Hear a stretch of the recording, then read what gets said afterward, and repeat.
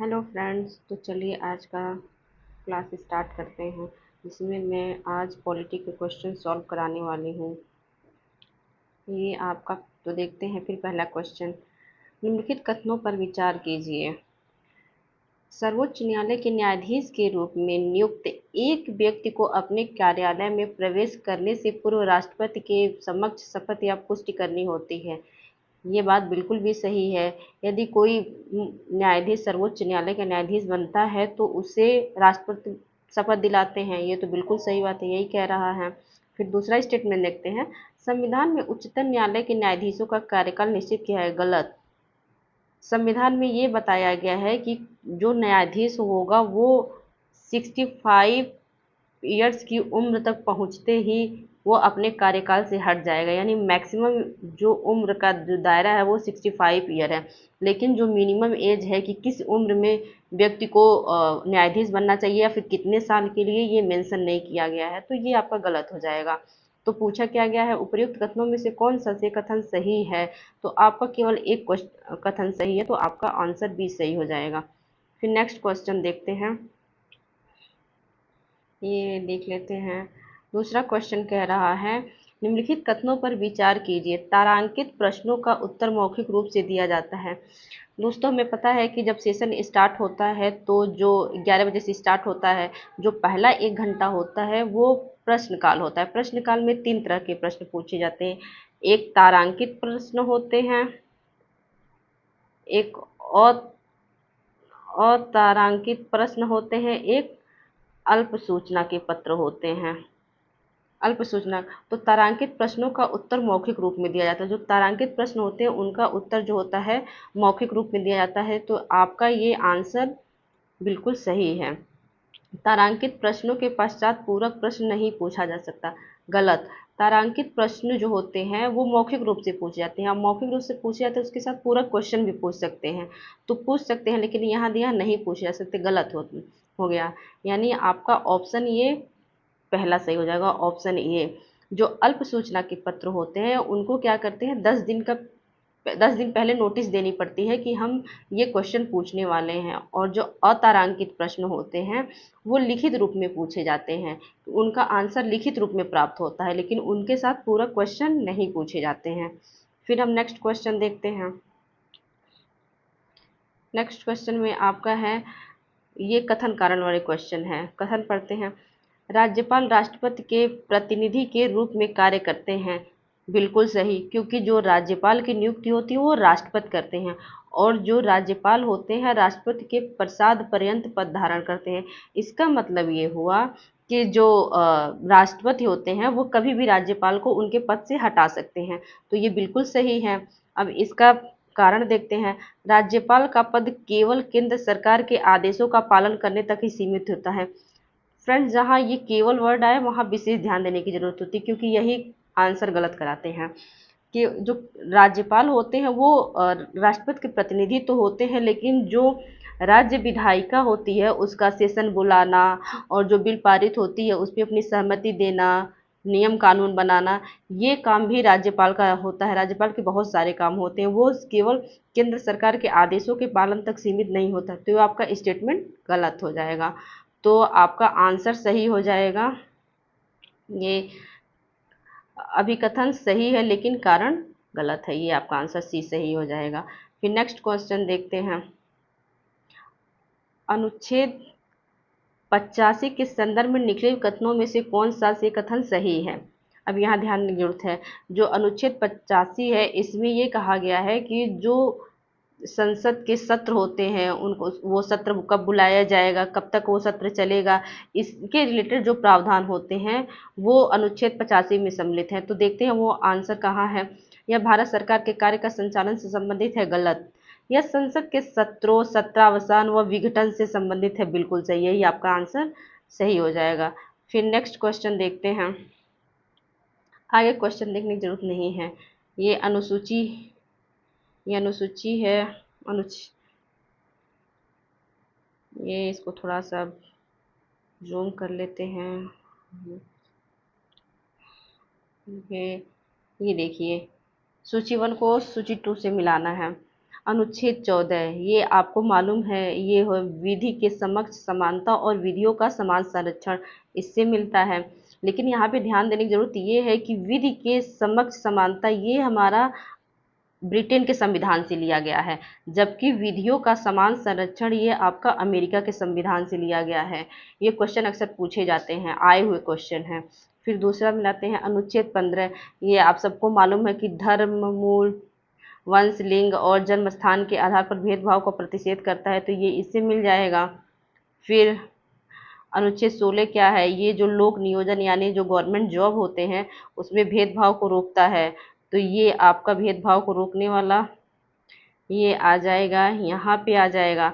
तो हम अपना आंसर मिलाते हैं, जो पहला है वो 2 पे आएगा, तो इसमें कहीं नहीं है, पहला 2 पे आएगा, यानी ये आपका पहला 2 पे आएगा और सी आपका 4 पे आएगा, तो ये यानी आपका ऑप्शन सी सही होगा। फिर नेक्स्ट क्वेश्चन देखते हैं,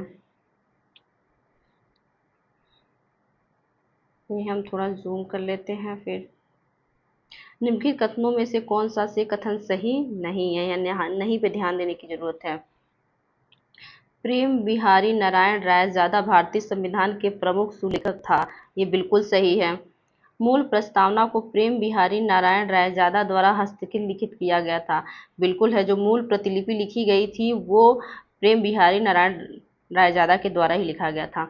मूल संविधान के हिंदी संस्करण का सुलेखन वसंत कृष्ण वैद्य द्वारा किया गया, ये भी बात सही है, क्योंकि जो मूल संविधान लिखा गया था वो इंग्लिश में लिखा गया, जब वो उसका हिंदी वर्जन ट्रांसलेट किया गया तो वसंत कृष्ण वैद्य के द्वारा किया गया। तो ये तीनों क्वेश्चन ऑप्शन आपके सही हैं, तो यानी ये आपका आंसर हो जाएगा डी, उपयुक्त में से कोई नहीं, क्योंकि यहाँ पूछा है कि कौन सा आपका गलत है।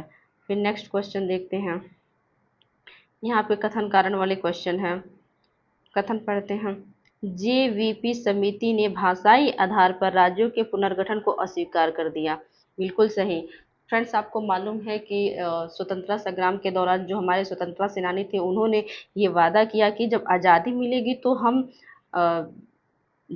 भाषा के आधार पर राज्यों का पुनर्गठन करेंगे। लेकिन जब आज़ादी मिली उसके बाद सबको डर लगने लगा कि अगर हम भाषा के आधार पर राज्यों का विभाजन करते हैं तो ऐसे हमारे देश का कई कई हमारा देश कई टुकड़ों में बट जाएगा। तो इसको जांच करने के लिए एक समिति का गठन किया गया।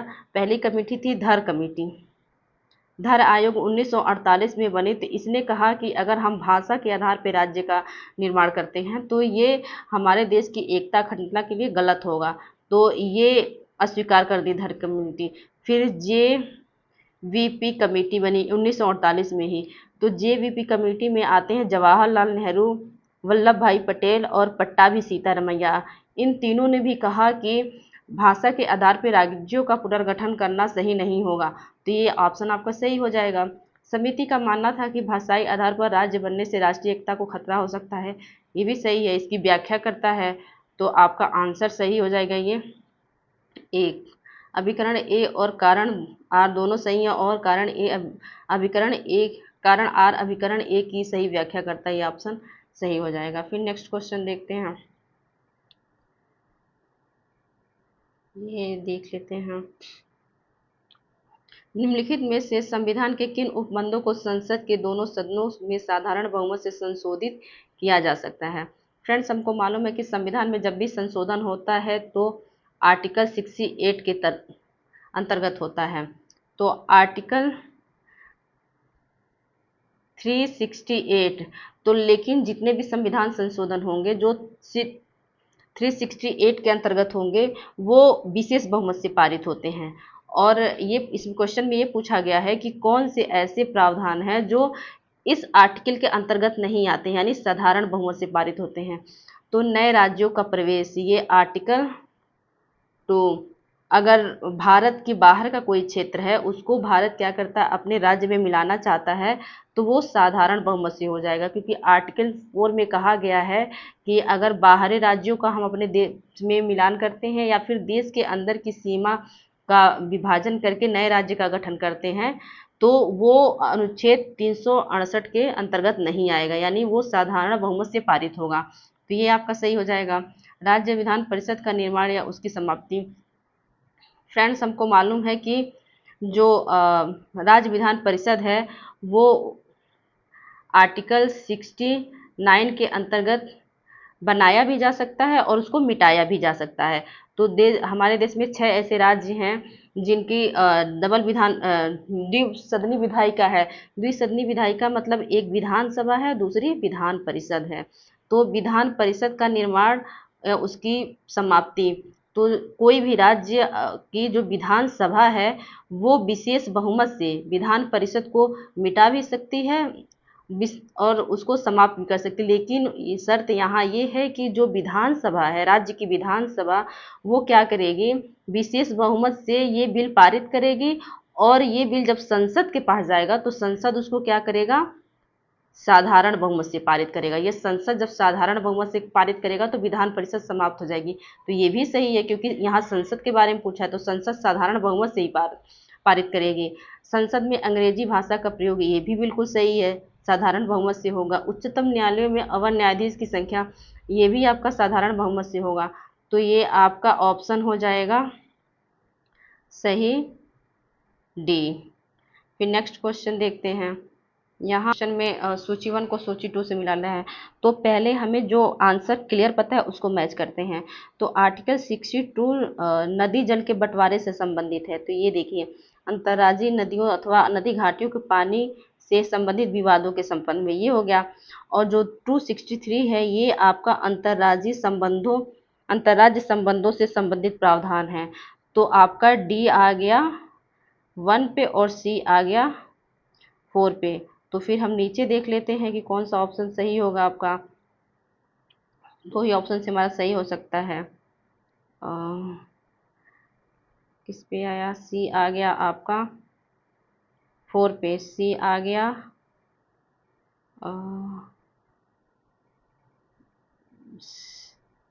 सी आ गया 4 पे और डी आ गया 1 पे, यानी 2 ऑप्शन से हमारा आंसर नहीं मैच हो रहा है। फिर देखते हैं और कौन सा सही होगा, और देखते हैं ये 258। इसमें कहा गया जो राज्य होते हैं कुछ ऐसे मामले होते हैं जो संघ को सौंप देते हैं।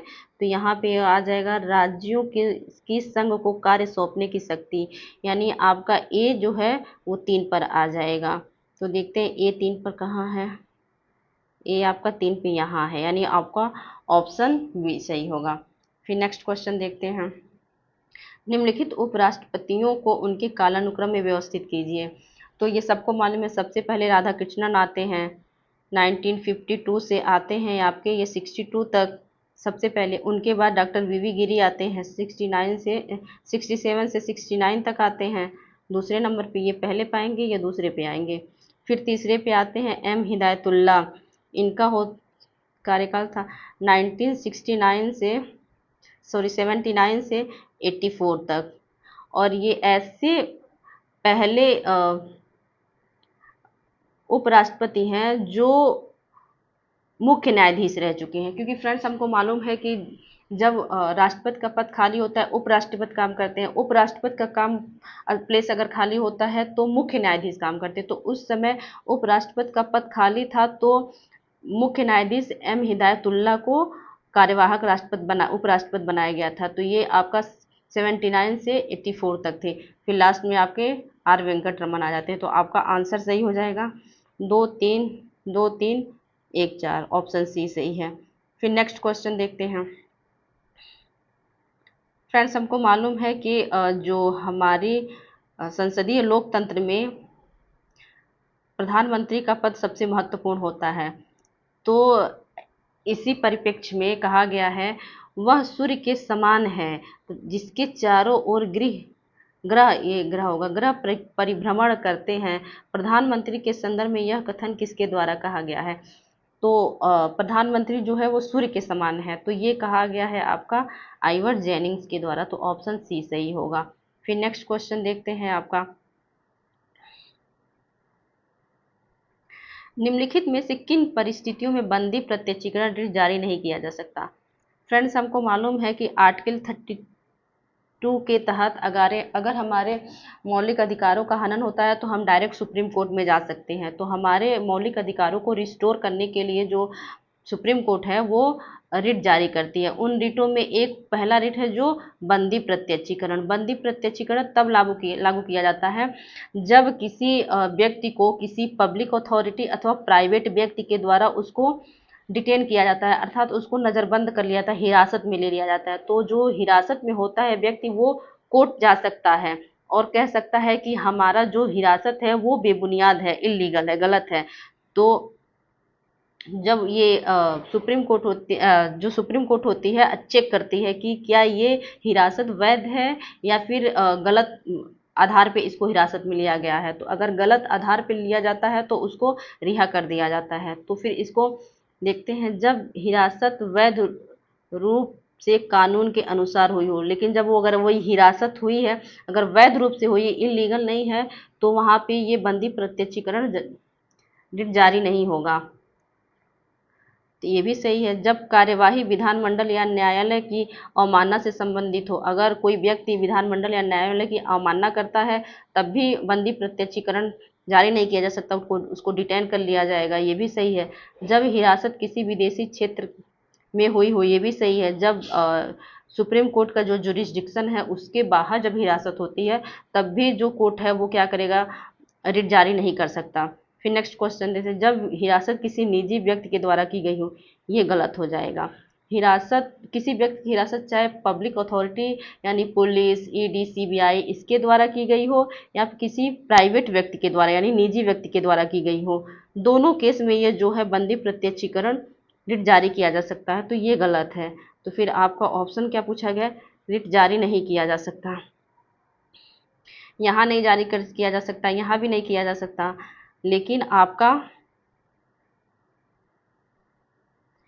जब यहाँ किया जा सकता है तो ये गलत है। तो आपका ऑप्शन सही हो जाएगा 1, 2, 3, ए ऑप्शन सही होगा, क्योंकि यहाँ पे दिया है कि जब हिरासत किसी निजी व्यक्ति के द्वारा की गई हो, ये गलत है। यहाँ पे रिट जारी किया जा सकता है, इन तीनों केस में नहीं जारी किया सकता। फिर नेक्स्ट क्वेश्चन देखते हैं। ये क्वेश्चन देखिए, निम्नलिखित भारतीय राज्यों को उनके निर्माण के कालानुक्रम में अनुसार व्यवस्थित कीजिए। फ्रेंड्स, अभी कुछ टाइम पहले मैंने बताया कि जो राज्यों का पुनर्गठन हुआ था तो भाषा के आधार पे जेवीपी समिति ने मना कर दिया, लेकिन फिर एक कमेटी का गठन किया गया फजल अमली के नेतृत्व में। उसने कहा कि भाषा के आधार पर राज्यों का गठन किया जा सकता है, लेकिन एक भाषा एक राज्य का कॉन्सेप्ट उसने ठुकरा दिया। फिर उसके बाद से राज्यों का पुनर्गठन होने लगा। फिर गुजरात पहला ऐसा राज्य बना जो राज्यों का पुनर्गठन अधिनियम बना। उसके बाद पहला राज्य ये बना जिसको भाषा के आधार पर बनाया गया। तो ये 1960 में बना। नागालैंड 1963 में बना। अरुणाचल प्रदेश ये पहले नेफा था, इसको पूर्ण राज्य के दर्जा 1987 में मिला, और त्रिपुरा को 1972 में। तो आपका ऑप्शन हो जाएगा, पहले आ जाएगा आपका एक गुजरात, दूसरा नागालैंड, तीसरा फिर चौथा, ऐसे आ जाएगा 1, 2, 4, 3। कहाँ ऑप्शन है 1, 2, 4, 3, 1, 2, 4, 3, ऑप्शन ए सही हो जाएगा। फिर नेक्स्ट क्वेश्चन देखते हैं। भारत के महान न्यायवादी के संदर्भ में निम्नलिखित कथनों पर विचार कीजिए। फ्रेंड्स, जो हमारा संविधान उसमें आर्टिकल 76 के अंतर्गत महान न्यायवादी का पद मेंशन है। यह देश का सर्वोच्च विधि अधिकारी होता है, बिल्कुल सही। इसमें उच्च न्यायालय के न्यायाधीश के समकक्ष अर्हताएं होनी चाहिए। फ्रेंड्स, यहाँ उच्च न्यायालय दे दिया है, जबकि यहाँ पर होना चाहिए सर्वोच्च न्यायालय। सर्वोच्च न्यायालय के न्यायाधीश के समकक्ष अर्हताएं रखता है ये महान न्यायवादी। और यह विधान संसद और जो सुप्रीम कोर्ट है इसकी जो कार्यवाही होती है उसमें ये भाग ले सकता है, लेकिन इसको वोट देने का अधिकार नहीं होता है। तो आपका ये क्या हो जाएगा, निम्नलिखित में से कौन सा कथन सही है? तो आपका केवल कथन 1 सही है। फिर नेक्स्ट क्वेश्चन देखते हैं।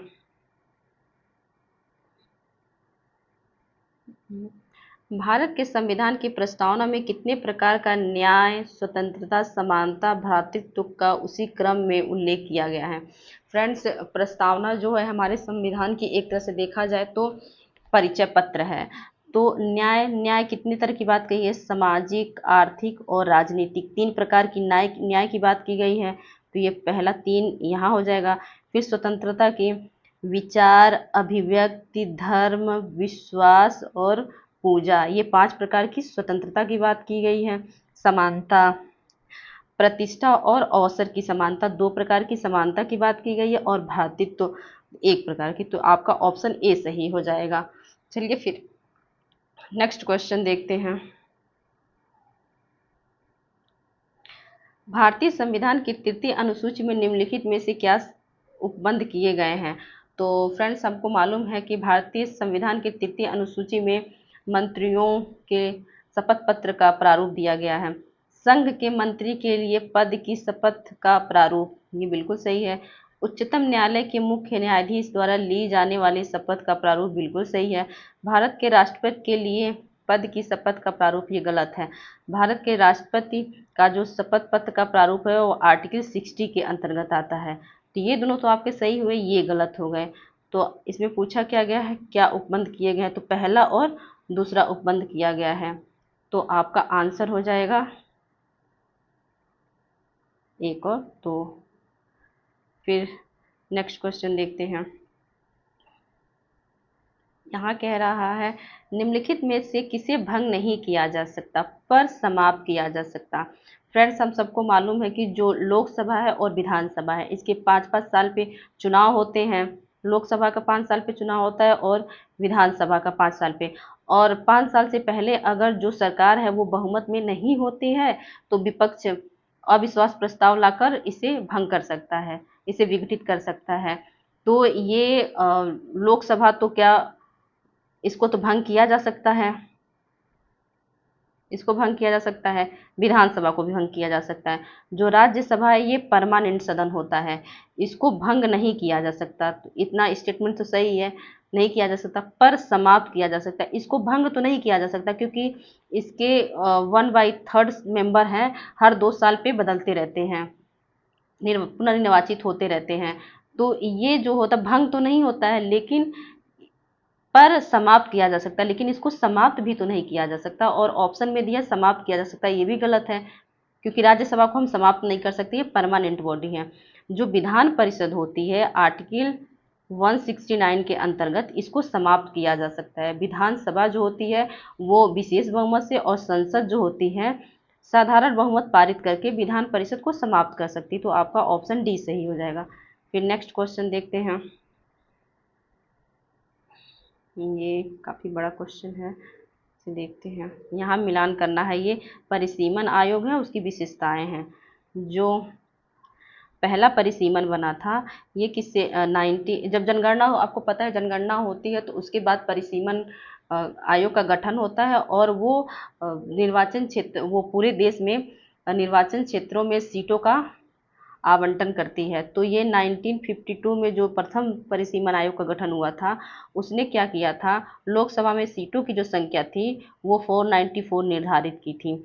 और जो दूसरा परिसीमन आयोग ये 62 में हुआ था क्योंकि 10 साल बाद हम लोग का जनगणना होता है और जनगणना के तुरंत बाद परिसीमन आयोग का गठन होता है। तो ये दूसरा परिसीमन 1962 में हुआ था। तो इसने क्या किया था, सीटों की संख्या बढ़ाकर, लोकसभा की सीटें संख्या बढ़ाकर 522 कर दी थी। तीसरा परिसीमन आयोग 1972 में हुआ था, जो इसने क्या किया था, सीटों की संख्या बढ़ाकर ये 543 कर दिया। जो अभी वर्तमान में सीटों की संख्या है वो 543 ही है। और जो चौथा परिसीमन आयोग था, तो चौथा परिसीमन आयोग नहीं तुरंत नहीं बनाया गया था 1982 में, क्योंकि जो दक्षिण के राज्य थे उन्होंने विरोध किया कि उत्तर के जो राज्य हैं वो जनसंख्या वृद्धि कर रहे हैं और जनसंख्या के हिसाब से अधिक सीटें पाते जा रहे हैं लोकसभा में, और हम लोग जनसंख्या को कंट्रोल कर रहे हैं तो हम लोग का जो प्रतिनिधित्व है वो लोकसभा में कम होता जा रहा है। तो सीटों का बंटवारा परिसीमन नहीं किया गया, जो उसका परिसीमन 2001 में किया गया फिर बाद में, लेकिन सीटें किसी की बढ़ाई नहीं गई। तो ये आपका हो जाएगा चौथा परिसीमन, ये आ जाएगा यहाँ पहले पे। लोकसभा और राज्य विधानसभाओं की सीटों में कोई वृद्धि नहीं की 2001 में जो चौथा परिसीमन आयोग था। अभी तक 4 परिसीमन आयोग का गठन हुआ है, अब 5वां का गठन होने वाला है। तो ये हो गया आपका आंसर हो जाएगा पहले का 2, दूसरे का 3, पहले का 2, दूसरे का 3, ये आपका ऑप्शन सही हो जाएगा। फ्रेंड्स नेक्स्ट क्वेश्चन देखते हैं। आपका आ गया, केंद्रीय सूचना आयोग के संदर्भ में निम्नलिखित कथनों पर विचार कीजिए। यह एक संवैधानिक निकाय है। फ्रेंड्स गलत। संवैधानिक निकाय वो होते हैं जो किसी आर्टिकल के अंतर्गत संविधान में मेंशन होते हैं, और ये जो केंद्रीय सूचना आयोग है ये संविधान में किसी आर्टिकल के अंतर्गत नहीं आता है। यह आपका इसका जो निर्माण किया गया था, ये सूचना का अधिकार अधिनियम RTI 2005 के अंतर्गत इसका निर्माण किया गया। तो ये एक तरह का सांविधिक निकाय है, स्टैट्यूटरी बॉडी है, और यहाँ संवैधानिक कॉन्स्टिट्यूशनल बॉडी दे दिया है जो कि गलत हो जाएगा। इस आयोग में एक मुख्य चुनाव आयुक्त और 10 अधिकतम सूचना आयुक्त हो सकते हैं। बिल्कुल सही। वर्ष 2019 में RTI अधिनियम 2005 में किए गए संशोधन के अनुसार वे इसके सदस्य पुनर्नियुक्त के पात्र होते हैं। ये बिल्कुल गलत। इसमें जो सदस्यों की आयु थी वो केंद्र सरकार पे निर्भर कर दी गई, और ये पुनर्नियुक्ति के पात्र नहीं होते। ये आपका गलत हो जाएगा। तो आपका आंसर कौन सा कथन सही हो जाएगा? ऑप्शन 2। ये ऑप्शन 2 यानी ये केवल 2 सही होगा। फिर नेक्स्ट क्वेश्चन देखते हैं। सुप्रीम कोर्ट के संदर्भ में निम्नलिखित कथनों पर विचार कीजिए। पहली बैठक 25 जनवरी 1950 की हुई। गलत। ये आपका 28 जनवरी था। 28 जनवरी 1950 को सुप्रीम कोर्ट की पहली बैठक हुई थी। तो ये आपका गलत हो गया। यह किसी भी मामले पर निर्णय देने वाला अंतिम न्यायालय। फ्रेंड्स हम लोग को मालूम है कि भारत में इंटीग्रेटेड जुडिशरी है। सबसे ऊपर आता है सुप्रीम कोर्ट, फिर हाई कोर्ट, फिर डिस्ट्रिक्ट कोर्ट। तो सुप्रीम कोर्ट के ऊपर कोई कोर्ट नहीं है। तो यह किसी भी मामले में निर्णय देने वाला अंतिम न्यायालय है। ये बिल्कुल सही है। न्यायमूर्ति श्री HJ कानिया भारत के पहले मुख्य न्यायाधीश थे। ये बिल्कुल सही है। तो ये आपका ऑप्शन सही हो जाएगा 2 और 3। फिर देख लेते हैं कितने ऑप्शन सही हैं। तो केवल 2 ऑप्शन सही हैं। फिर नेक्स्ट क्वेश्चन देखते हैं। ये आपका मिलान वाला क्वेश्चन है। ये PCS RO एग्ज़ाम में हमेशा पूछे जाते हैं इस टाइप के क्वेश्चन, डेट वाले। तो आपका ये हो जाएगा 2 फरवरी को सबको मालूम है विश्व आर्द्र भूमि दिवस होता है। तो ये पहले का आपका 2 हो जाएगा। देखा जाए तो हमारा एक ही मिलान से आंसर मिल गया, लेकिन हम आगे भी मिलाते हैं। 13 फरवरी को विश्व रेडियो दिवस मनाया जाता है। 20 फरवरी को क्या मनाया जाता है? विश्व सामाजिक न्याय दिवस। ये हो जाएगा। फिर 28 फरवरी को भारतीय राष्ट्रीय विज्ञान दिवस। यानी ये ऑप्शन सही है। फिर ये हमारा पॉलिटी का क्वेश्चन यहाँ समाप्त होता है। फिर हम मिलते हैं नेक्स्ट वीडियो में।